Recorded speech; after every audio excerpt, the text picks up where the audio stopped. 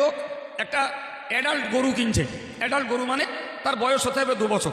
ও দাঁত হোক না হোক দেখার দরকার নেই, দাঁত হওয়া শর্ত না, শর্ত হলো গরুর বয়স 2 বছর হওয়া। এখন একজন 2 বছরে একটা গরু কিনলেন, ধরে নিন 20,000 টাকায়। আর একজন ওই গরু কিনছে 2 বছরের গরু, তিনি কিনছেন 80,000 টাকায়। তার দেহটা স্থূল, বেশি মোটা তাজা, স্বাভাবিক। এখন আল্লাহ পাক কিন্তু এটা চাননি যে তুমি 20,000-এর জায়গায় 80,000-এ গরু কেনো, এটা আল্লাহর বক্তব্য নয়। আল্লাহ পাকের বক্তব্য হলো তুমি শরীয়তের নিয়ম মতো গরু কেনো। তোমার গরুর দাম 20,000 কেন, 15,000 হোক, তার বয়সটা 2 বছর হোক, সেটা খুঁতখাত না হয়, দেখে শুনে তুমি কেন, ওইটাকে তুমি কোরবানি করো একমাত্র আল্লাহ পাকের সন্তুষ্টি লাভের জন্য।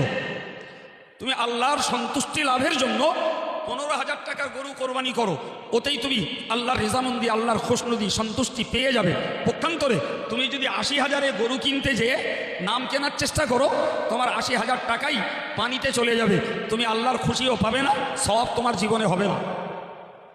জি, তার মানে কি, তুমি ওখানটাতে সংখ্যা বাড়িয়েছো, কিন্তু সুন্দর ছিল তোমার মনের একটা পরহেজগারিতা, সুন্দর ছিল আল্লাহ পাকের একটা সন্তুষ্টি অর্জনের নিয়ত করা। প্রত্যেকটা ক্ষেত্রে এমন ভাই, সুন্দরটা আল্লাহর কাছে পছন্দনীয়।